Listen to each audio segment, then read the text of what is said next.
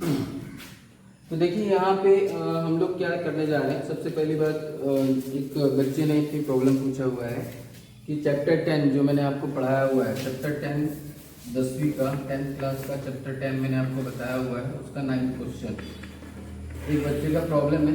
उसको अपन पहले देख लेते हैं, उसके बाद हम पढ़ेंगे। आज हम पढ़ने वाले थे क्या, शेषफल प्रमेय,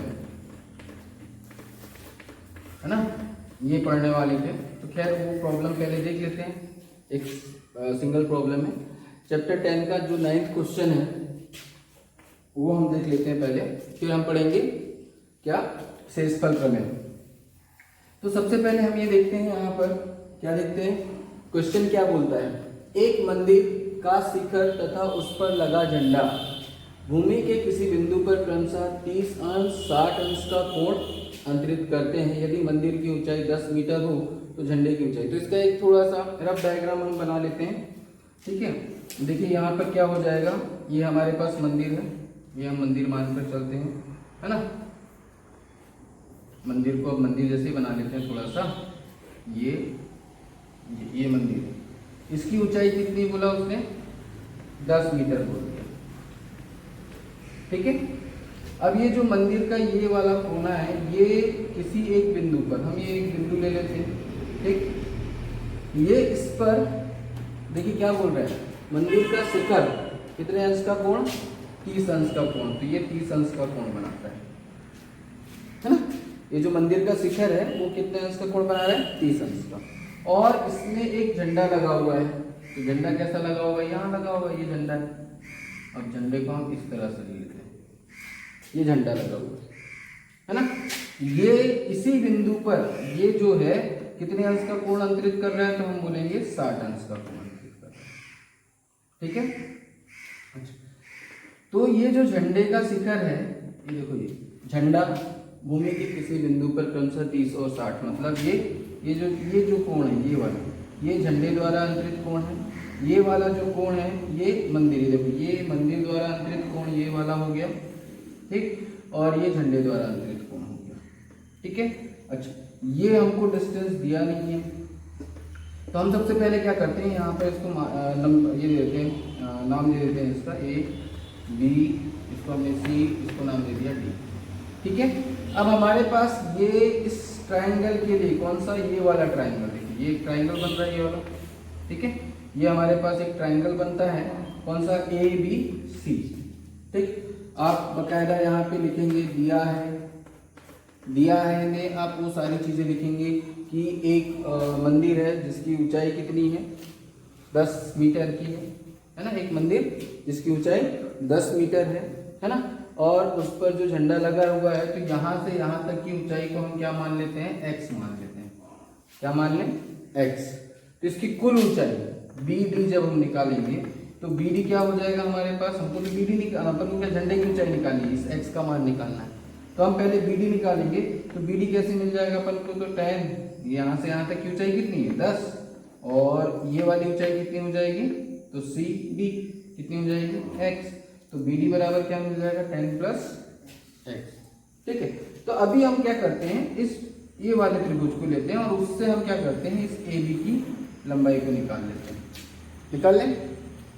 तो ये AB हमको मिल जाएगा, तो जब ये AB मिल जाएगा तो फिर हम ये वाला त्रिभुज ले लेंगे ABD वाला, ठीक है। तो सबसे पहले हम क्या करते हैं, ABC, है ना, दिया है, ये आप लोग लिख लेंगे, मैंने आपको तरीका बता दिया है, ठीक है। अब हम सीधे स्टार्ट करते हैं किसमें, त्रिभुज, समकोण त्रिभुज ABC में क्या निकालना है हमको, AB निकालना है। क्या पता है, BC पता है। तो हम क्या करेंगे, जो निकालना है, तो हमने क्या किया था, आपको बताया था मैंने, अज्ञात बटे ज्ञात। अज्ञात क्या है हमारे पास, AB, और ज्ञात क्या है, BC। तो देखिए यहाँ पर अज्ञात AB क्या होगा, इस समकोण त्रिभुज में AB क्या होगा, कोण ये है, कोण के सामने वाली भुजा क्या कहलाती है, लंब, है ना। तो हमारे पास AB, ये जो AB है ये क्या हो जाएगा, तो भाई ये लंब है तो ये आधार हो जाएगा, तो ये आधार बटे लंब, ये हो जाएगा आधार बटे लंब। तो आधार बटे लंब क्या होता है, कॉट। यहाँ पे कॉट क्या हो जाएगा 30।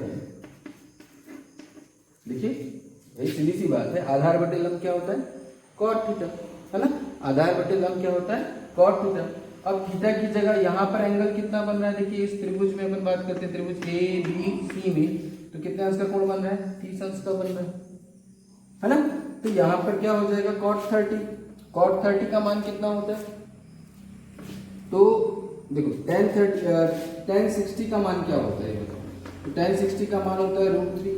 tan 30 का मान कितना होता है, तो ये हमारे पास, अच्छा ये भी नहीं पता है आपको, तो आपको इतना तो पता होगा कि sin 30 का वैल्यू कितना होता है, तो sin 30 का मान होता है 1/3, होता है कि नहीं होता। अच्छा cos 30 का मान कितना होता है, तो हम बोलते हैं √3/2।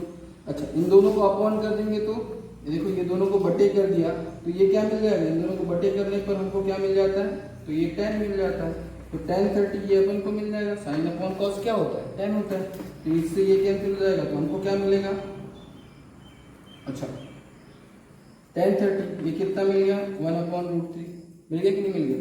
और वैसे ही हम क्या निकालेंगे 60 का निकालते हैं, तो 60 का निकालेंगे तो जस्ट ये हमको क्या मिल जाएगा, देखो tan 60 इसी तरह से निकाल लेंगे सर tan 60, ये क्या हो जाता है sin 60/cos 60, तो cos 60 का मान 1/2 और sin 60 का मान √3/2, इससे ये कैंसिल, तो फाइनली क्या मिल गया अपन को √3 मिल गया। मिल गया कि नहीं मिल गया।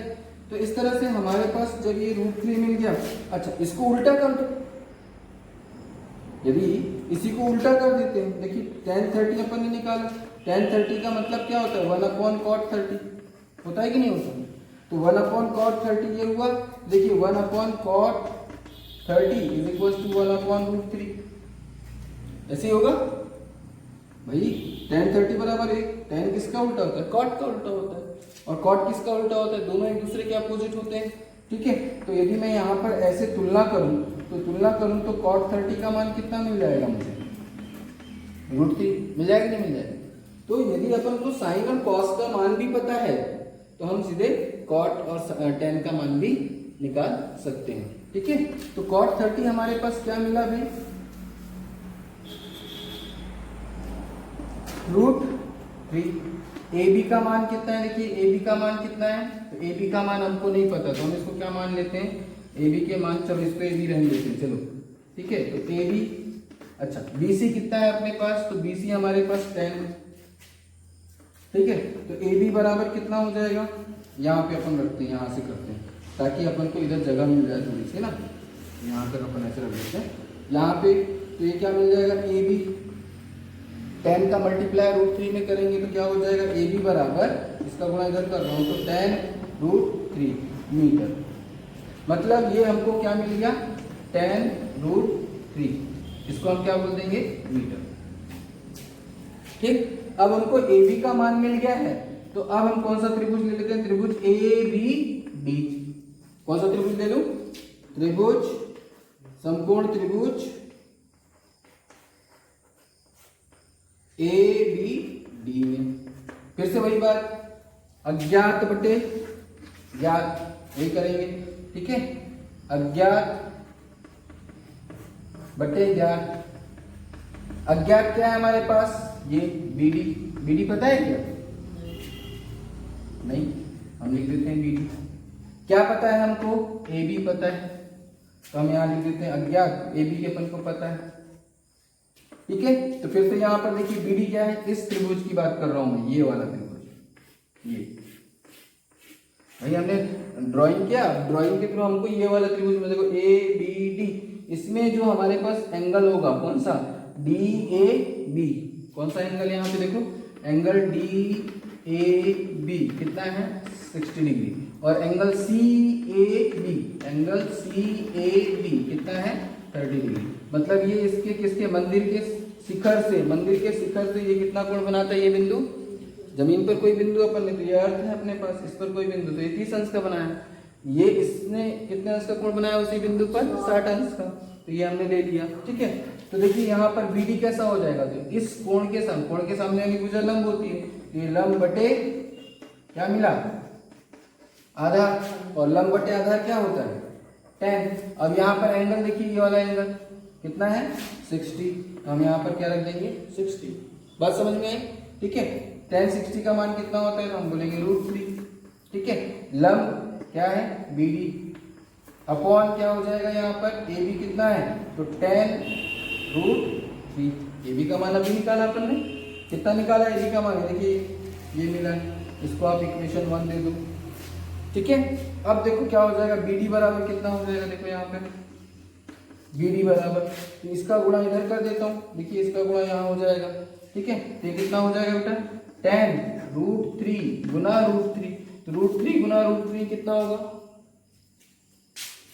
3, कितना हो जाएगा 3 हो जाएगा। तो यहाँ पर क्या हो जाएगा tan मल्टीप्लाइड बाय 3 मतलब कितना 30, तो BD बराबर कितना आ गया 30 मीटर। तो ये टोटल लंबाई हमको 30 मीटर मिली। हमको क्या निकालना है, झंडे की ऊंचाई निकालना है। क्या निकालना है, झंडे की ऊंचाई निकालना है। तो हमारे पास BD बराबर, देखिए ये पूरे BD को हम कैसे लिख सकते हैं, 10 प्लस x। देखो यहाँ तक 10 है, झंडे की ऊंचाई क्या हम मान के चले x मान कर चले, तो यहाँ पर इसको मैं क्या लिख सकता हूँ 10 धन x बराबर कितना हो जाएगा 30। तो ये 10 को इधर पक्षांतर कर देता हूँ, तो x बराबर क्या हो जाएगा 30 माइनस 10 मतलब कितना 20 क्या मीटर। अर्थात हम क्या लिख सकते हैं, अतः झंडे की ऊंचाई कितनी हो जाएगी, झंडे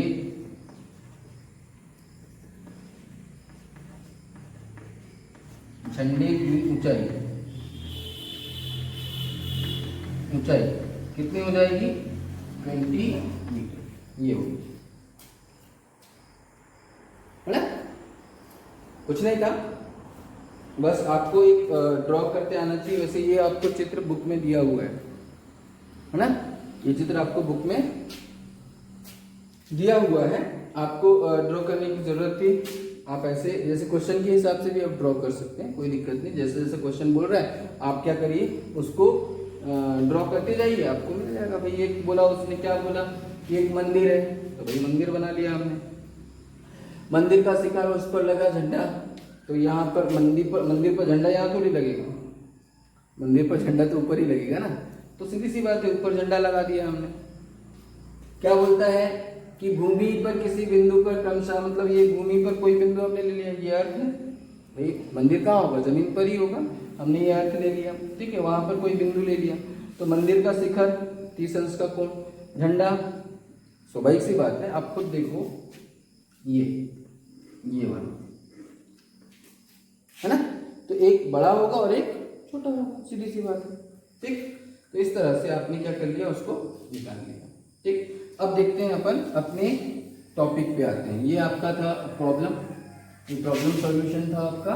ठीक है, अब हमारा टॉपिक, आज का टॉपिक क्या है, शेषफल प्रमेय। शेषफल प्रमेय, देखिए शेषफल प्रमेय क्या कहता है, इसको थोड़ा सा समझते हैं। ठीक है, रिमाइंडर थ्योरम। ठीक है, जैसे को हम बोलेंगे शेषफल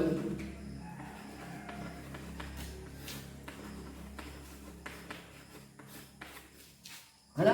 फर्स्ट प्रश्नावली में मैंने आपको बता दिया था कि भाग कैसे दिया जाता है, भाग में और फिर दोनों अलग अलग तरीके से। तो उसमें यदि कोई सवाल आपसे ना बने तो इसी तरह से, जैसे अभी किसी बच्चे ने पूछ लिया कि सर 10 चैप्टर का मुझे ये नहीं बना, तो उसको अपन ने सॉल्व पहले कर लिया। इसी तरह से आपको यदि उस भाग में से कोई सवाल नहीं बनते हैं, भाग करते नहीं बनता है ना, तो आप बिल्कुल उससे पूछ सकते हैं। अब जैसे शेषफल प्रमेय की बात करते हैं, रिमाइंडर थ्योरम की बात करते हैं, तो जो रिमाइंडर थ्योरम होगा वो क्या कहता है, वो ये कहता है कि यदि आपके पास भाज्य को हम क्या ले लेते हैं fx, है ना, ये दिया है भाज्य एवं क्या दिया है अपन को भाजक, और भाजक हमको क्या दिया है gx बराबर हमको दिया x माइनस ए दिया। यदि भाजक हमको x माइनस ए दिया है तो fa हमें क्या देगा, हमें शेषफल, fa हमें शेषफल देता है।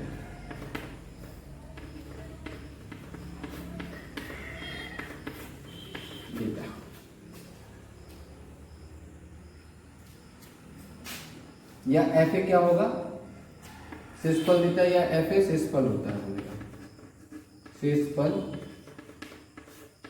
होता है, ऐसा ये कथन है। शेषफल प्रमेय का ये क्या है, हमारे पास कथन दिया हुआ है कि यदि हमको भाज्य दिया है एफ एक्स और भाजन क्या दिया है जी एक्स बराबर एक्स माइनस ए, और ये कुछ भी हो सकता है ना, एक्स माइनस ए मतलब x minus 3, x minus 4, x minus 5, anything, है ना, कुछ भी आप ले सकते हैं। तो ये हमारे पास ये जो एफ ए होगा वो क्या होगा, हमारा शेषफल होगा। करके देखते हैं, करके देखेंगे तो ज्यादा समझ में आएगा। ठीक है, तो एक एग्जाम्पल ले लेते हैं। क्या ले लें, एग्जाम्पल ले लेते हैं। अब एग्जाम्पल हमारे पास कैसे, तो इधर अब थोड़ा सा देखिए, भाज्य है ना, और भाजक और भागफल और शेषफल, ये क्या होते हैं पहले ये भी हमको पता होना चाहिए, है ना। तो देखिए मैं एक छोटा सा एक नंबर वाला एग्जाम्पल लेता हूं, उसमें मैं आपको ये एग्जाम्पल सिर्फ इसलिए कि हम ये जाने कि भागफल किसको कहते हैं, भाजक किसको कहते हैं, भाज्य किसको कहते हैं, शेषफल किसे कहते हैं, वो जानने के लिए हम छोटा सा एग्जाम्पल लेते हैं। जैसे मैंने ले लिया 7 और यहाँ पर डिवाइड किया मैंने किससे, 3 से।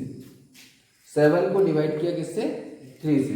तो देखिए यहाँ पर क्या हो जाएगा, 3 2 जा 6, क्या बचा, ये माइनस किया, बचा 1। तो यहाँ पर जो ये 3 है, ये 3 क्या कहलाएगा, हमारा भाजक। ठीक है, ये हमारा क्या कहलाएगा, भाज्य, जिसमें हम भाग दे रहे हैं।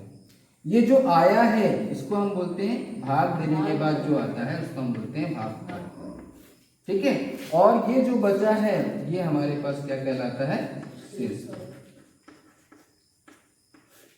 ठीक है, अब एक चीज क्लियर होगी, ये हमारा क्या होगा, भाजक, ये हमारा क्या होगा, भाज्य, ये जो 7 है ना, जिसमें हम भाग दे रहे हैं। ठीक है, जिससे हम भाग दे रहे हैं वो क्या कहलाएगा, भाजक, जो उसको डिवाइड कर रहा है। ठीक है, और जिसको डिवाइड कर रहे हैं वो भाज्य, और जो आ रहा है उसको भागफल, है ना, और जो बचा उसको बचा ना, उसको हम शेषफल बोलेंगे। अच्छा, इनमें क्या रिलेशन होता है, तो ये रिलेशन हमारे पास क्या होता है, तो भाज्य बराबर क्या करेंगे हम, भाजक से भागफल का गुणा कर देते हैं। देखिए क्या हो जाएगा, तो भाजक गुना भागफल, है ना, और धन शेषफल। ये जो हमने रिलेशन निकाला आप इसको प्रूफ करके भी देख सकते हैं। चलिए करके देखिए, भाजक कितना है हमारे पास, बताइए भाजक कितना है भाई, कितना आना चाहिए, भाज्य बराबर क्या होता है, भाजक गुना भागफल धन शेषफल। ये रिलेशन है हमारे पास। ठीक है ना, तो देखिए क्या हो रहा है, हमने क्या किया, तो देखिए यहाँ पर 3 क्या है, इधर ध्यान दो, यहाँ पर ये भाज्य कितना है हमारा 7, है ना, भाजक कितना है 3, भागफल कितना है 2, और शेषफल कितना है 1। 3 गुना 2 कितना 6, और 1 आगे आ गया ना। इसका मतलब हमारा जो ये रिलेशन है वो कैसा है, सही है। Is that clear. अब जो रिमाइंडर थ्योरम कहता है, जो शेषफल प्रमेय कहता है, अब हम उसको प्रूफ करने के लिए क्या करते हैं, बहुपद लेते हैं। क्या करेंगे, बहुपद लेके देखते हैं। ठीक है, उसको मैं प्रूफ, ये जो रिमाइंडर थ्योरम जो लिखा है उसको हम प्रूफ करके देखते हैं। चलिए देखते हैं।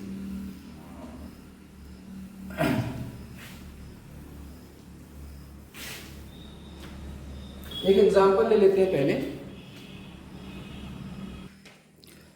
तो देखिए यहाँ पे एग्जांपल के लिए मैंने आपके क्वेश्चन का पहला ही मतलब आपके जो प्रश्नावली है उसका पहला ही क्वेश्चन ले लिया है। एक्चुअली प्रश्नावली में आपको ये px दिया हुआ है जिसको मैंने fx लिख लिया है, और इसको मैंने क्या लिख लिया है, gx लिख लिया। जो अपन को चेक करना है, बोला है कि शेषफल प्रमेय की मदद से ज्ञात कीजिए, इनका जो है इसे इसका शेषफल ज्ञात कीजिए बोल रहा है।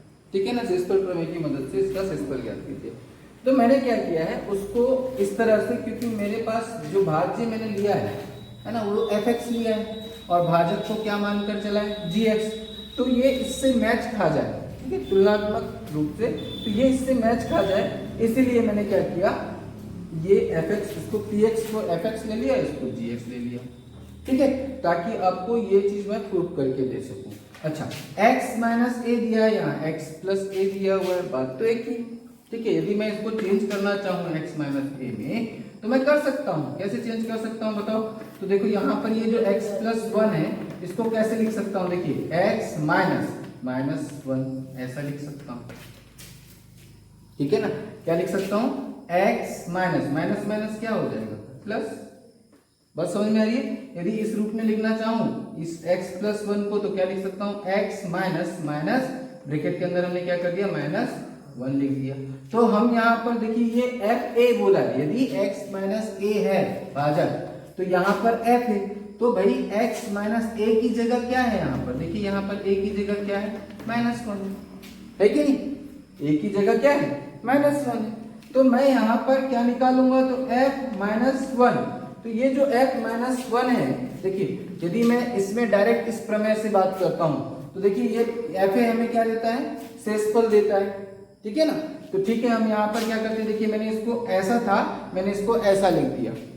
आप चाहो तो लिख सकते थे भाई, यहाँ पर यदि x माइनस 3 होता तो डायरेक्ट मैं क्या लिखता? f3 लिखता, है ना।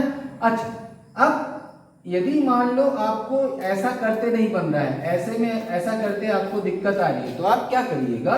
इस gx को किसके बराबर रख देना? 0 के बराबर रख देना।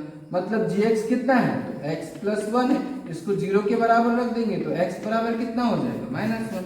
तो x बराबर आपको डायरेक्ट माइनस 1 मिल जाएगा। और इस वैल्यू को कहाँ रखना है? f minus 1। देखो ये x बराबर माइनस 1 है, तो x की जगह fx दिया है ना, इस x की जगह क्या पुट किया मैंने? माइनस 1।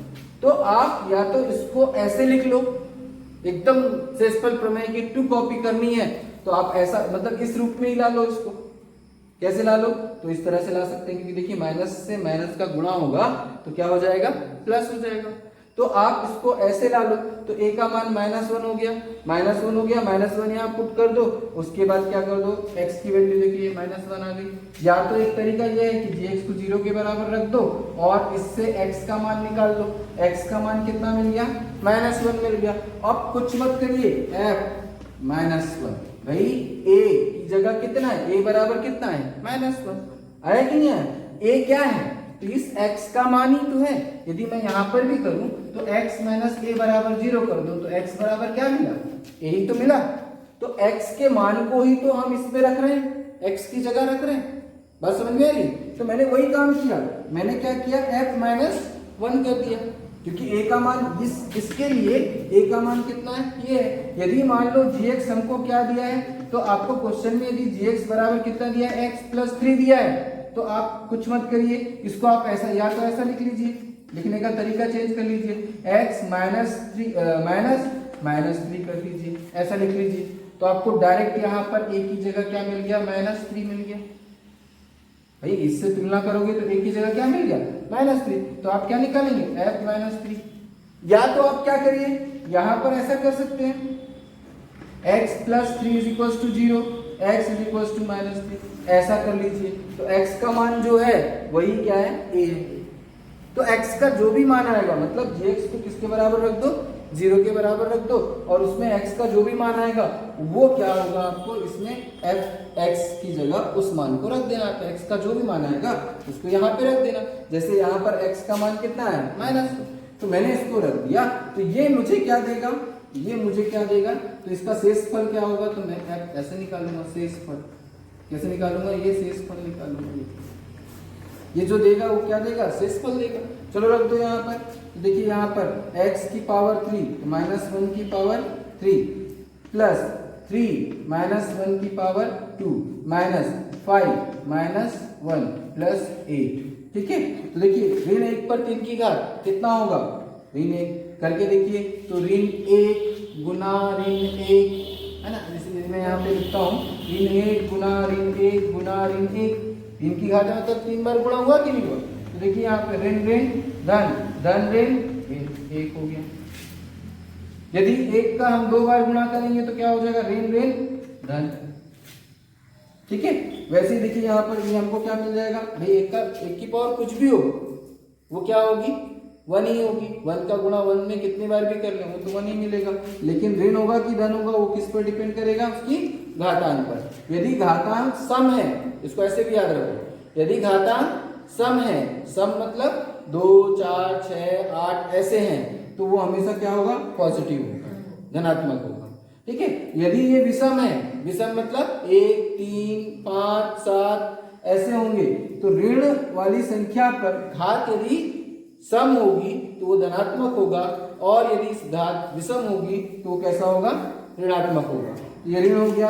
यहाँ पर देखिए ये सम घात है, देखिए ये कैसा होगा, धनात्मक, और 1 के ऊपर घात है तो ये धनात्मक है, तो 3 का 3। अब यहाँ पर देखिए क्या हो जाएगा, ऋण 5, अब यहाँ ऋण ऋण ऋण धन। ठीक है। और अपने पास क्या हुआ, ये 5, और ये क्या हो जाएगा, धन 8। ठीक। अब देखिए यहाँ पर 5 और 3, ये 5 और 3 8 हो रहा है। ठीक है। ये भी प्लस हो गया, ये भी प्लस हो गया। ठीक है ना, ये ऋण माइनस हो गया, तो ये 5 और 3 8 और 8 16 और 1 16। देखो ये कितना हो जाएगा, ऋण 1 धन 16। 16 में से 1 घटा दिया, क्या बचेगा, 15। क्लियर। ठीक। तो ये हमारे पास क्या आ गया, इसका शेषफल कितना आ गया, ऋण 1 अपन रखते हैं, तो शेषफल कितना मिला, 15। ठीक है। तो ये क्या, जो 15 जो आया है वो क्या है, शेषफल। अच्छा, हाँ, अब ये देखते हैं कि क्या ये जो शेषफल प्रमेय है, इससे तो हमने निकाल लिया कि ये 15 आ रहा है। ठीक है भाई, आगे तो हम एक्चुअल में हमने जो भाग सीखा है, हम जो भाग करते हैं बहुपदों का, उस बहुपद से उस मेथड से भाग करके देखते हैं कि क्या इसका मान 15 आता है, शेषफल 15 आ रहा है कि नहीं आ रहा है, तो करके देखते हैं। चलिए, तो ये शेषफल प्रमेय से हमने निकाल लिया, कितना आया, 15। इसको दिमाग में रखिएगा। ठीक है, मैं यहाँ पर ऐसे लिख भी देता हूँ, तो ये आप नोट कर लीजिएगा एक बार। ठीक। तो हमारे पास जो f-1 आया, अच्छा gx यहाँ पे लिख दे रहा ना, gx बराबर x प्लस 1। अच्छा, यहाँ पर हमारे पास क्या आया, देखिए यहाँ पर f-1 इक्वल टू कितना आ गया, 15। ठीक। अब हम क्या करते हैं, अब हम इसमें जो अपना जो पुराना मेथड है ना, उससे भाग करके देखते हैं। तो देखिए हम यहाँ पर, तो उससे भी कितना आना चाहिए, 15 आना चाहिए, करके देखते हैं। चलो, तो देखिए करते हैं, x पर 3 की घात धन 3x का वर्ग ऋण 5x धन 8। ठीक। तो हम क्या करते हैं, भाग देते हैं, तो क्या करते हैं, पहला वाला पद देखते हैं। इस पहले वाले पद में कितने का गुणा करेंगे, बताइए यहाँ पर कितने का, इस x में कितने का गुणा करेंगे कि x पर 3 की घात होगी, तो x के वर्ग की, क्योंकि भाई x में कितने का गुणा करेंगे तो x पर 3, तो हमको मालूम है x वर्ग का, तो ये x वर्ग का इस 1 के साथ भी गुणा करेंगे। तो देखिए x वर्ग का x के साथ गुणा किया तो क्या मिला, x में 3 की घात। अब धन तो धन, इस x वर्ग का 1 के साथ गुणा करेंगे तो ये x वर्ग मिल गया। अब यहाँ पर साइन जो होते हैं वो क्या हो जाते हैं बेटा, चेंज हो जाते हैं। भाई घटाते हैं ना अपन भाग में, तो हमने इसको घटा दिया, तो ये क्या हो गया, 0 मिल गया। अब यहाँ पर देखिए क्या मिल जाएगा, 3x स्क्वायर ऋण x स्क्वायर, तो क्या मिल जाएगा, 2x का वर्ग ऋण 5x धन 8, ये मिल गया हमको। ठीक है। अब हम क्या करेंगे, इस वाले टर्म को देखेंगे, कौन से वाले टर्म को देखेंगे, ये वाला टर्म देखेंगे, है ना, ये वाला पद देखेंगे और ये वाले पद। अब बताइए इस x में कितने का गुणा करें कि हमको कितना मिलेगा, ये 2x स्क्वायर मिल जाए। ठीक है। तो इस x में कितने का गुणा करो कि 2x मिल जाएगा, तो सीधी सी बात है, एक तो कंफर्म है कि 2 का गुणा करेंगे। ठीक है। अब ये x में कितने का गुणा करें कि यहाँ पे x की घात 2 मिलेगी, तो हम क्या करेंगे, 2x का गुणा कर देंगे। बात समझ में आ रही है। तो हम क्या करेंगे इसमें, 2x, वो भी क्या लाना है, धन लाना है। ये धनात्मक है ना, तो ये धनात्मक है तो हमको ये धन लाना है, तो हम यहाँ पे धन 2x का गुणा करेंगे। चिन्हों का भी ध्यान रखना है, यहाँ चिन्ह ऋण आएगा तो हमको ऋण 2x लेते हैं। ठीक है। तो ये जो पद है, हम इसमें ये जो पहला पद है, इस पद को देखेंगे, इसमें हम ऐसी संख्या का गुणा करेंगे कि हमको ये मिल जाए।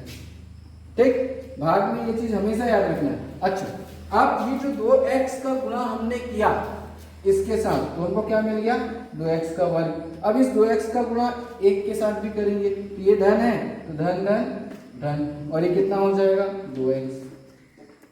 अच्छा अब क्या हो जाएगा, ये साइन चेंज हो जाएंगे, तो देखिए ये माइनस हो गया, ये भी क्या हो जाएगा माइनस। अब देखिए ये ऋण है और ये भी क्या हो गया ऋण, तो 5 और 2, देखिए ये भी ऋणात्मक है ये भी ऋणात्मक है, तो दोनों कैसी हो जाएंगी संख्या जुड़ जाएगी, दोनों संख्या जुड़ जाएंगी तो कितना हो जाएगा 7x, वो भी ये ऋण है। अब बड़ी संख्या का चिन्ह क्या है, बड़ी संख्या का चिन्ह क्या है, यहाँ पर 2 और 5 में बड़ी संख्या कौन सी है भाई, ये इन दोनों में बड़ी संख्या कौन सी है 5, ये है ना, ये कैसी होगी ऋणात्मक। ठीक है, फिर हमारे पास क्या हो जाएगा 8। अब बताइए कितने का गुणा करेंगे, हमको ये पता लाना है। तो देखिए क्या करना है, x में ऐसी कौन सी संख्या का गुणा करें कि ऋण 7x हो जाए, तो 7 का गुणा करेंगे, ठीक, लेकिन ऋण 7 का, तो जितने का भी गुणा करेंगे उसको हम यहाँ पर लिख देंगे। ऋण 7 का गुणा करेंगे तो ऋण 7x आ गया। ये देखिए ऋण धन ऋण 7 एकम 7, है ना। तो अब देखिए यहाँ पर थोड़ा सा ध्यान दीजिएगा, ये साइन कैसा हो जाएगा चेंज, ये भी कैसा हो जाएगा चेंज, तो ये क्या मिल गया अपन को, देखो ऋण 7 से 7 क्या मिल गया 0। अब यहाँ पर देखिए 7 8, ये देखिए 8 + 7 कितना मिला, मिला कि नहीं। देखिए यहाँ पे 15 क्या है शेषफल, क्या है शेषफल, ठीक है, ये शेषफल हो गया। ये हमारे पास क्या है भागफल, और ये क्या है हमारे पास भाजक, है ना, और ये क्या है हमारे पास भाज्य। तो बात समझ में आई। तो यदि हमको ये देखो ये भाजक दिया है और ये भाज्य दिया है, शेषफल कितना आया देखो, शेषफल कितना आया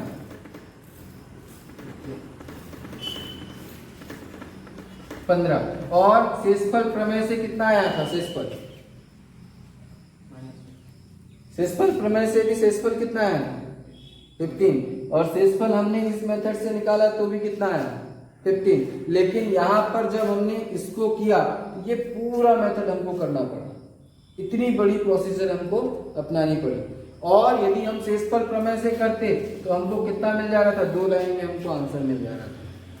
ठीक है, तो हमारा जो शेषफल प्रमेय स्टेटमेंट जो शेषफल प्रमेय का है वो हमने क्या कर लिया, प्रूफ कर दिया। ये प्रूफ हो गया आपका, ये प्रूफ हो गया किसका, शेषफल प्रमेय का, कि जो शेषफल प्रमेय कह रहा है कि यदि x - a कोई भाजक है किसका, इस भाज्य का, तो fa क्या होगा शेषफल देगा, fa क्या मान देगा शेषफल का मान देगा। तो ये हमारा स्टेटमेंट कैसा हो जाता है, ट्रू हो जाता है। और ये हमने कैसे देख लिया, तो उसको प्रूफ भी कर लिया हमने इस तरह से, इस सवाल की सहायता से। बात समझ में आ रही है। तो अब हम क्या करेंगे, तो यदि हमको भाज्य और भाजक दिया होगा, यदि हमको क्या दिया जाए भाज्य और भाजक, और भाजक किस रूप में होना चाहिए वो हमेशा याद रखिएगा, भाजक किस रूप में होना चाहिए। और यदि भाजक हमको इस रूप में दिया हुआ है तो हमेशा जो शेषफल होगा वो क्या हो जाएगा, fa क्या हो जाएगा उसका शेषफल हो जाएगा। ठीक है, यही शेषफल प्रमेय है। तो आपको शेषफल प्रमेय को प्रूफ करना था तो हमने उसको कर दिया। Is that clear. शेषफल प्रमेय क्या कहता है आप समझ में आ गया। तो देखिए अब हमारे पास थोड़ा सा इसको समझिए, ये हमारे पास क्या था fx, हमने इसको ऐसे ले लिया था ये, ठीक है। तो हमारे पास फिर से वही बात आती है, भाजक सॉरी भाज्य बराबर, यदि मैं इसको लिखता है ना, कैसे लिखता, fx बराबर क्या हो जाएगा, तो यहाँ पर ये जो भागफल आया है इसको मैं क्या बोल देता हूँ qx, ये जो शेषफल आया है उसको मैं क्या बोल देता हूँ rx, ठीक है। और ये क्या है हमारे पास gx, ठीक है ना। तो देखिए यहाँ पर क्या हो जाएगा qx गुना, सॉरी इसको ऐसे लिख देते हैं यहाँ पे, ये gx लिख देता हूँ इसको, gx गुना भागफल हो गया, भागफल क्या है हमारे पास qx, धन क्या हो जाएगा ये rx, ये rx क्या है शेषफल, rx क्या है शेषफल है। तो देखिए यदि मैं यहाँ पर fx लिखता हूँ तो fx कितना है ये है, ठीक है। तो यहाँ पर क्या हो जाएगा gx कितना है, तो x + 1, gx कितना है x प्लस 1 और ये हमारे पास qx कितना आया है देखो x square plus 2x minus 7 है ना, और rx कितना आ गया तो प्लस 15 ही आ गया। अब देखिए x प्लस 1 है तो x प्लस 1 मतलब मैं यहां पर यदि क्या रख दूं -1 रख देता हूं, -1 रख देता हूं तो ये पूरा टर्म क्या हो जाना चाहिए 0 हो जाना चाहिए और कितना आना चाहिए f1 बराबर f-1 बराबर 15 आना चाहिए। करके देखो -1 रखो, यदि मैं x का मान -1 रखता हूं तो -1 प्लस 1 कितना मिलेगा, अरे ऐसे रखो ना, देखो x का मान -1 रख दे रहा हूं, ठीक है। देखो -1 ये +1 ये हो जाएगा x स्क्वायर की जगह 1 का स्क्वायर है ना, धन 2 गुना 1 ऋण 7 ऐसा जो भी होगा, और ये क्या है +15। ये देखो ये कितना हो गया शून्य, और शून्य का गुणा किसी भी संख्या पर हो तो क्या हो जाता है वो शून्य। हमको क्या मिला 15। तो यहाँ से भी मैंने क्या कर दिया इसको प्रूफ कर दिया, देखिए क्या मिल जाएगा f-1 बराबर कितना मिल गया 15। तो ये शेषफल प्रमेय से भी अपन ने इसको निकाल लिया। बात समझ में आ रही है। तो शेषफल प्रमेय से हमको ये चीज पता चल गई कि यदि हमको कोई भाज्य दिया हुआ है और कोई भाजक दिया हुआ है तो हम इस भाजक की सहायता से किसका मान निकाल लेंगे x का मान निकाल देंगे, और उस x के मान को कहाँ रख देंगे इस भाज्य में रख देंगे, और भाज्य में रख देने के बाद जो भी आएगा उसको हल करने के बाद जो भी मान आएगा वो उसका क्या कहलाएगा शेषफल कहलाएगा। क्या कहलाएगा उसका वो शेषफल कहलाएगा। अभी समझ में आया। तो एक एग्जाम्पल और देख लेते हैं। ये स्टेटमेंट भी समझ में आ गया होगा आपको, नहीं आया क्या, आया या नहीं आया, क्लियर है ना। ठीक, चलिए एग्जाम्पल देखते हैं।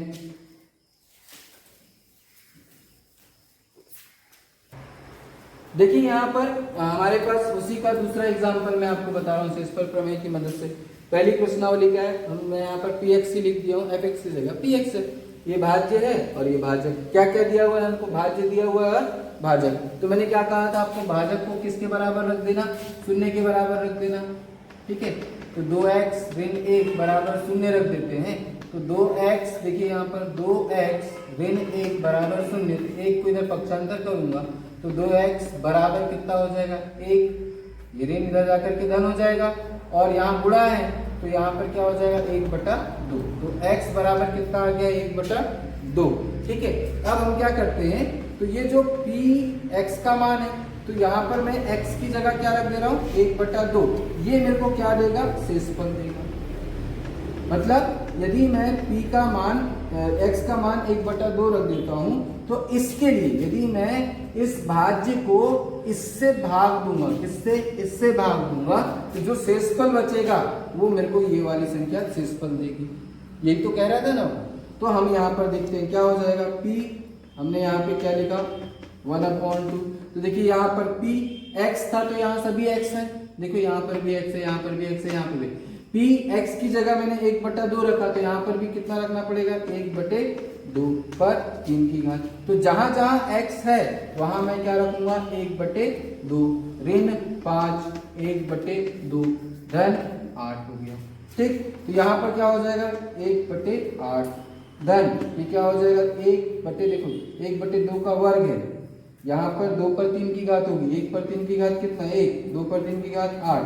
वैसे ही यहाँ पर देखिए 1 पर 2 की घात 1, 3 एकम 3, 2 पर 2 की घात 4, ऋण ये 5 का गुणा इसमें कर दीजिए तो 5/2 धन 8। इसको मैं क्या करता हूँ 8/1 कर देता हूँ, थोड़ा समझना।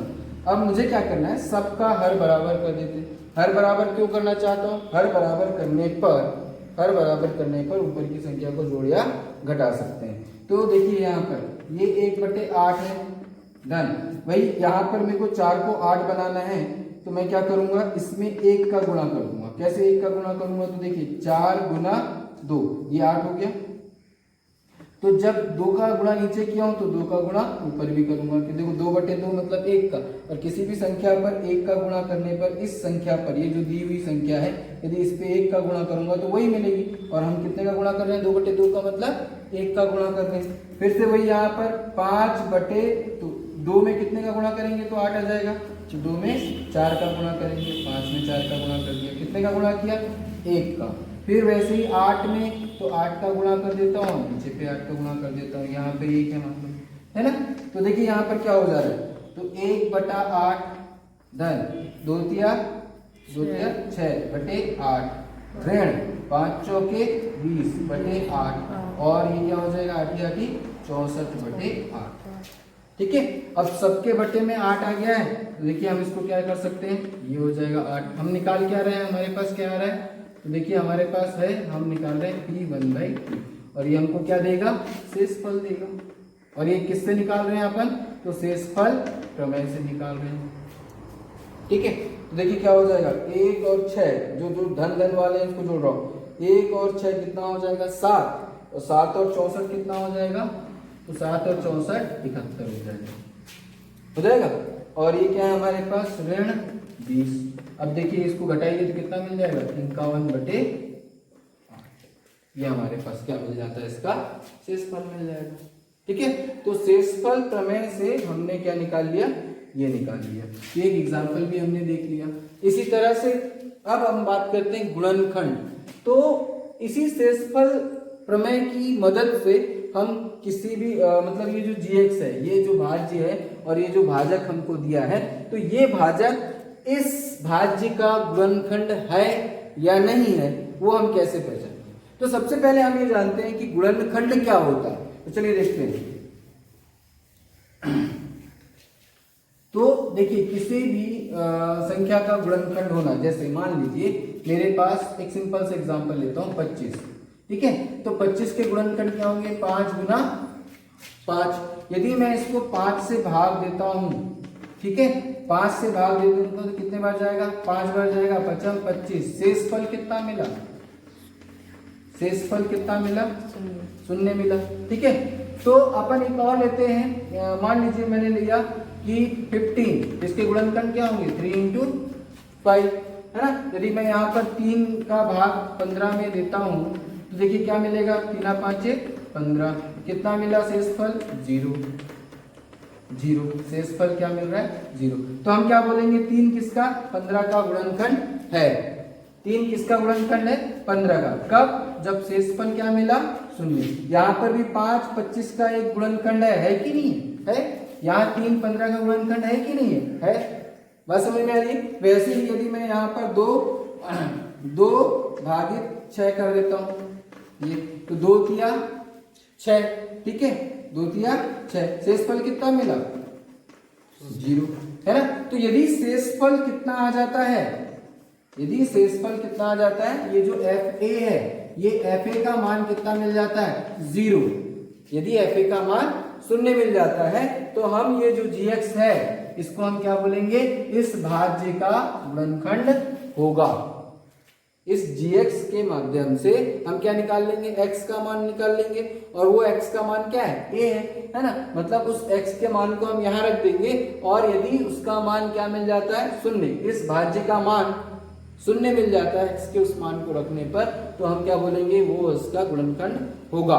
जैसे हमने यहाँ पर बोला 5, क्योंकि शेषफल 0 मिला तो हमने बोला गुणनखंड है। अब यदि मैं ऐसे बोलूं कि 2 भागित 9 ऐसे लिया, ठीक है, तो हम यहाँ पर क्या करेंगे, तो 2 चौके 8, ये मिल गया। शेषफल कितना मिला, 1। तो क्या बताइए, क्या 9 का एक गुणनखंड 2 है, नहीं है। क्यों नहीं है, क्योंकि इसके पास क्या बच रहा है, शेषफल बच रहा है। शेषफल है तो गुणनखंड नहीं होगा। जैसे एक और एग्जांपल ले लीजिए, 3 भागित 7 ऐसे मैंने ले लिया था, तो 3 दूनी 6, कितना बचा शेषफल, 1। तो क्या 7 का एक गुणनखंड 3 है, नहीं है।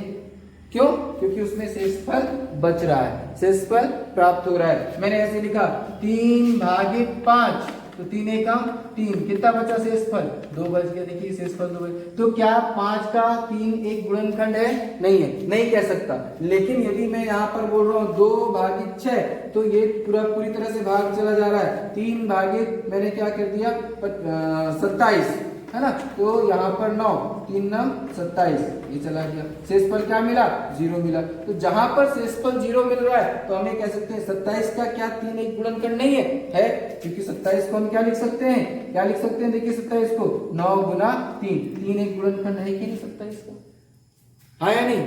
इसको मैं क्या लिख सकता हूँ, 6 को 2 गुना 3, मतलब ये 2 इसका गुणनखंड है। मतलब हमको शेषफल 0 मिलता है तो हम क्या बोलेंगे, उसका गुणनखंड है। तो हम उसी शेषफल प्रमेय का प्रयोग करेंगे। जैसे अब यही था, यही हमारे पास क्वेश्चन था। इसी क्वेश्चन में हमारे पास क्या आया आंसर, तो हमारे पास आया कितना आया, तो हमारे पास ये जो P1/2 जो था वो हमको क्या दिया, 51/8 दिया। ये हमारे पास शेषफल आया। इसका मतलब हम क्या बोलेंगे कि gx 2x ऋण 1 px का गुणनखंड नहीं होगा ये। तो हमको चेक करने दिया जाएगा कि क्या gx px का गुणनखंड है या नहीं है। तो हम कैसे चेक करेंगे, हम क्या निकाल लेंगे, शेषफल प्रमेय की सहायता से शेषफल को निकाल लेंगे। और यदि शेषफल हमको 0 मिलता है, शेषफल क्या शेषफल होगा, तो शेषफल f यदि 0 मिलता है तो हम बोलेंगे कि वह उसका गुणनखंड है। और यदि 0 नहीं मिलता है, यदि ये 0 नहीं मिलता है तो हम बोलेंगे कि वह गुणनखंड नहीं होगा, उसका गुणनखंड नहीं होगा। और यहाँ पे गुणनखंड होगा, बस और कुछ नहीं है। ठीक है, एग्जाम्पल देख लेते हैं। तो देखिए यहाँ पर दिया हुआ है gx बराबर कितना दिया हुआ है, मैंने 2 क्वेश्चन दिया हुआ है, चौथा और पांचवा। gx बराबर कितना दिया है, x-1, क्या इसका गुणनखंड है, ये क्वेश्चन है आपको कि चेक करना है कि क्या ये इसका गुणनखंड है। तो हम क्या करेंगे, तो फिर से यहाँ पर मैं क्या करूँगा, पहले क्वेश्चन को लिखूंगा gx बराबर x ऋण 1 है ना, और px बराबर x पर 3 की घात धन 5x स्क्वायर ऋण 5x धन 1 ये दिया हुआ है। ठीक है, तो हम क्या करते हैं, मैंने वही शेषफल प्रमेय के लिए हम क्या करेंगे, gx बराबर 0 लेकर चलेंगे, मतलब किसके बराबर, तो x-1 बराबर 0 ऐसे ही ले लेंगे। तो x तो इसको ऐसे ही लिखता हूँ, x-1 बराबर 0, तो x बराबर कितना हो जाएगा, 1 हो जाएगा। x बराबर 1 हो जाएगा तो मैंने क्या किया, P1 निकाल लिया। सीधी सी बात है, मैंने आपसे वही कहा है P1। यदि ये 0 आता है तो हम बोलेंगे गुणनखंड है, और नहीं आता है तो गुणनखंड नहीं है। तो यदि P1 0 है, 0 होगा, तो अब चेक कर लेते हैं। चलो P1 को हम यहाँ पर रख देंगे सीधे वैल्यू। तो देखो 1 पर 3 की घात धन 5, 1 पर 2 की घात ऋण 5, 1 धन 1। तो यहाँ पर देखिए 1, ये 5 1 का वर्ग 1 ही होगा, है ना, 5 1 5 ऋण 5 धन 1।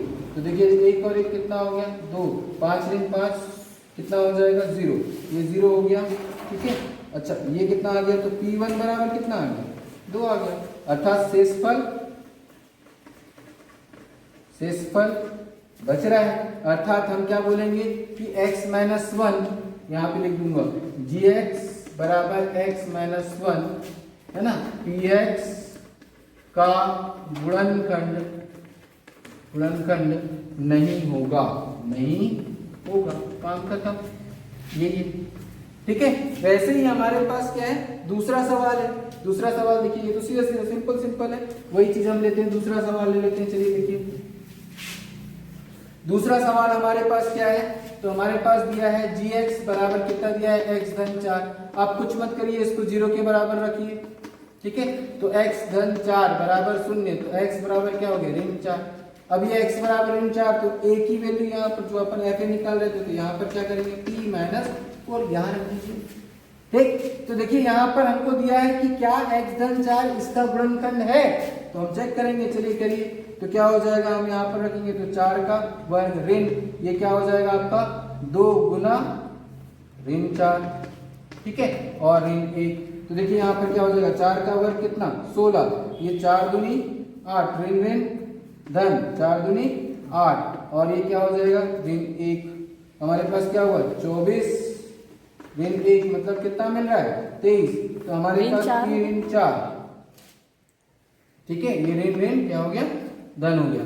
ठीक है, अच्छा सॉरी, ये हमारे पास क्या है, धन है, ये धन है, तो यहाँ पे धन ऋण हो जाएगा। ठीक है, तो हमारे पास क्या हो जाएगा, देखिए 16 में से 8, यहाँ तो 4 का वर्ग माइनस 4 स्क्वायर मतलब कितना है 16 होगा, माइनस स्क्वायर है, ठीक है। तो हमारे पास क्या 16, 8 9 9 घटा देंगे तो 16 में से 9 गया, कितना बचेगा 7 बच जाएगा। देखो ये माइनस है, ये माइनस है, ये जुड़ जाएगा तो ये हो जाएगा 16 माइनस 9, 16 माइनस 9 कितना है 7। तो ये भी हम यहाँ पर ऐसे लिखेंगे, क्या लिखेंगे x धन 4 किसका gx बराबर x धन 4 px x स्क्वायर धन 2x ऋण 1 का गुणनखंड नहीं होगा, का गुणनखंड नहीं होगा, ठीक है। तो एक आध देखेंगे, अब जहां हमको ये 0 मिलेगा, यदि वो 0 मिल जाता है तो हम बोलेंगे कि गुणनखंड होगा, ठीक है। चलिए तो देखिए यहाँ पर क्वेश्चन क्या बोल रहा है कि a का मान ज्ञात कीजिए जब gx px का गुणनखंड है। यहाँ पे डायरेक्ट बोल दिया है कि जो gx है भाजक है वो भाज्य px का गुणनखंड है। गुणनखंड है इसका मतलब देखो gx पहले क्वेश्चन में जो हमको दिया हुआ है, दूसरा मैंने 2 क्वेश्चन ले लिए, तो gx px का तो gx बराबर क्या है x धन 1, मतलब हमारे पास यहाँ पर x धन 1 को 0 के बराबर रखो तो x बराबर क्या आ जाएगा -1। तो इसका मतलब क्या है p -1 किसके बराबर होगा 0 के बराबर होगा। क्यों? क्योंकि हमको मालूम है कि ये सीधे सीधे बोल दिया है कि gx जो है, मतलब ये जो gx है वो जो px हमारे पास दिया है, px क्या दिया हुआ है x square plus ax plus 2, इसका गुणनखंड है बोल रहा है, इसका मतलब हमको उसका शेषफल क्या मिलेगा 0। ये क्या दे रहा है शेषफल देगा, तो ये हमको क्या मिलेगा 0 मिलेगा। x का मान कैसे निकालना है, तो कुछ नहीं, आप जो भाजक दिया है उसको उस 0 के बराबर रखना, उससे हमको x का मान मिल जाएगा। तो देखिए यहाँ पर क्या हो जाएगा p-1 बराबर, हम 0 रख के चल रहे हैं तो यहाँ पर -1 रखिए, तो यहाँ पर यदि मैं p-1 रखता हूँ तो देखिए क्या हो जाएगा, चलिए यहाँ पे रखते हैं इसको ना, तो ये -1 का स्क्वायर, ठीक है, और क्या हो जाएगा प्लस a, ये हो जाएगा -1 plus 2 is equal to what 0, ठीक है। तो हमारे पास क्या आ जाएगा, देखो यहां पर रखिए -1 का स्क्वायर 1 प्लस -1 प्लस, और ये देखो ये प्लस है ये माइनस है, तो क्या हो जाएगा माइनस, ये हो जाएगा a plus 2 is equal to 0। तो देखिए यहाँ पर क्या आ जाएगा 1 प्लस 2 कितना होगा, तो 3 minus a is equal to 0। a को इधर पक्षांतर कर दो या 3 को इधर पक्षांतर कर दो, तो क्या हो जाएगा minus a is equal to -3, ये माइनस ये प्लस है इधर जाकर के माइनस, ये माइनस से माइनस कैंसिल, तो a का मान हमको मिल गया। और हमको निकालना क्या है, क्वेश्चन में क्या बोल रहा है a का मान ज्ञात कीजिए, ठीक है ना। तो एक तरीका ये हो गया। दूसरे क्वेश्चन में देखो ये वाले में कि क्या बोलता है कि gx बराबर x धन 2 किसका px है ना, क्या दिया है हमारे पास 2x square plus 6x plus a का गुणनखंड है बोलता है, इसका गुणनखंड है, ये 2x और इसका गुणनखंड है। तो हम उसको वही काम करेंगे, x plus 2 is equal to 0, तो x का मान कितना मिल गया -2, मतलब p -2, ये जो भाज्य में हम उस x की जगह -2 रखेंगे, x का मान हम gx से निकाल लेंगे भाजक से, तो ये हमको क्या देगा शेषफल, वो कितना मिलना चाहिए 0 होना चाहिए ना। तो हम यहाँ पे उठा के जहां जहां x है वहां पे क्या रख देंगे -2, तो देखिए ये -2 मैंने रख दिया, -2 का स्क्वायर प्लस क्या हो जाएगा 6, ये हो जाएगा -2 plus a is equal to 0। तो देखिए यहाँ पर -2 का वर्ग, तो माइनस मैंने बोला था सम की घात होगी, कोई भी ऋणात्मक संख्या हो उस पर सम की घात होगी तो उसका मान क्या होगा धनात्मक होगा। तो 2 गुना 4 धन 6 धन ऋण 6 दूनी 12 धन a बराबर 0। देखिए 4 दूनी 8 ऋण 12 धन a बराबर 0। तो देखिए ये धन है ये ऋण है, ऋण धन ऋण मतलब घट जाएगी संख्या, कितना आ जाएगा 4, वो भी कैसा ऋण 4 धन a बराबर 0। तो इस ऋण को इधर पक्षांतर करेंगे तो a बराबर कितना आ गया 4 आ गया, ठीक है। तो किसका मान निकालना था a का, भाई उसने सीधे बोल दिया कि गुणनखंड है, गुणनखंड है का मतलब क्या होगा शेषफल 0 होगा। मैंने एग्जांपल भी आपके बहुत बता दिए हैं, शेषफल क्या होगा 0 होगा कंफर्म। और ये जो संख्या है ये हमको क्या देता है शेषफल देता है। Is that clear? हम निकाल किससे रहे हैं, शेषफल प्रमेय से ही निकाल रहे हैं, गुणनखंड है कि नहीं चेक कर रहे हैं। अभी समझ में आया, ठीक है। तो आगे देखते हैं, इसका एक क्वेश्चन है जो हम देखेंगे, ठीक है। तो देखिए यहाँ पे ये जो क्वेश्चन है वो एग्जाम में 3 या 4 नंबर का क्वेश्चन पूछा जाता है और बहुत इंपॉर्टेंट क्वेश्चन है। ये एग्जाम्पल में भी एक क्वेश्चन दिया हुआ है इसी के जैसे, इसी को बनाने के लिए, ठीक है ना। इसी तरह का क्वेश्चन है और इस तरह के 2 क्वेश्चन है, चौथा और पांचवा, दोनों क्वेश्चन एक ही जैसे हैं। आपको इसको बनाना कैसे है, तो क्या दिया हुआ है कि कोई बहुपद है हमारे पास fx, जब हम उसको इससे भाग देते हैं तो ये हमारे पास क्या हुआ, भाजक हुआ। क्या हो जाएगा, इसको हम बोल देते हैं भाजक, किससे, इससे भाग देते हैं। तो हमारे पास क्या आता है, शेषफल, इतना शेषफल आता है। तो हमको मालूम है, क्या मालूम है, हल हम बोलेंगे, हम जानते हैं क्या कि हमको मालूम है भाज्य बराबर क्या होता है। तो भाज्य बराबर होता है भाजक गुना भागफल, है ना, धन शेषफल। यही होता है ना, यही होता है कि नहीं होता। हम इस रिलेशन में हम रख देते हैं उसको fx बराबर, हमारे पास क्या होगा, भाजक क्या है हमारे पास, तो x स्क्वायर माइनस 9, ठीक है, गुना भागफल क्या है हमारे पास, तो भागफल हमारे पास आ जाएगा। तो हमको नहीं पता था, हम उसको qx मान देते हैं। भागफल नहीं पता ना कि क्या आ रहा है भाग देने पर, शेषफल, क्योंकि भागफल हमको दिया नहीं है यहाँ पर, ठीक है। हम मतलब भाज्य दिया नहीं है तो भागफल हम कैसे निकालेंगे, सबसे पहली बात, ठीक है। तो शेषफल हमको क्या दिया हुआ है, तो 3x प्लस 3 रख दीजिए आप, ठीक। अब हमको क्या बोलता है कि यदि इसी बहुपद को हम किससे भाग देंगे, x माइनस 3 से। तो यदि हम इसको, यदि fx को हम किससे भाग देते हैं, x माइनस, भाज्य को x माइनस 3 से भाग देते हैं, तो शेषफल प्रमेय से शेषफल प्रमेय से क्या हो जाएगा, तो x minus 3 is equal to 0। तो x बराबर कितना, 3। तो हमारे पास x की जगह मैं क्या रख दूं, 3। तो ये मुझे क्या दे देगा, शेषफल दे देगा। ये क्या देता है मुझे, शेषफल। निकाल चुके हैं कि नहीं हम लोग, ये क्या देगा हमें, शेषफल दे देगा। तो देखो यहाँ पर रख रहा हूँ, यहाँ पर रखिए 3, तो 3 का स्क्वायर माइनस 9, है ना, इंटू वॉट, qx, है ना, प्लस 3 इंटू 3 प्लस 2।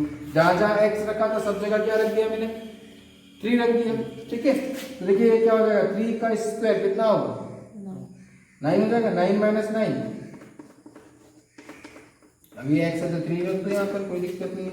प्लस 3 3 जा 9 प्लस 2, देखिए कितना मिल जाएगा, 0 प्लस 9 और 2 11, मतलब क्या मिल गया, 11। ये क्या मिल गया, यही क्या मिलेगा, कुछ नहीं करना है, बस खत्म। इतना सा क्वेश्चन था, ठीक है। तो आपको यही चीज आपको क्या करना है, निकालना है और इसी तरह से उसको हल करना है, आपको अच्छे नंबर मिलना है, ठीक है। तो ये हमारा 2 टॉपिक यहाँ कंप्लीट होता है कि किसी बहुपद का गुणनखंड हम कैसे निकालेंगे, मतलब गुणनखंड है, मतलब कोई भाजक किसी भाज्य का गुणनखंड है या नहीं है वो कैसे चेक करेंगे, और शेषफल प्रमेय क्या होता है, वो सारी चीजें हमने देखी। इसके बाद हम नेक्स्ट क्वेश्चन करेंगे।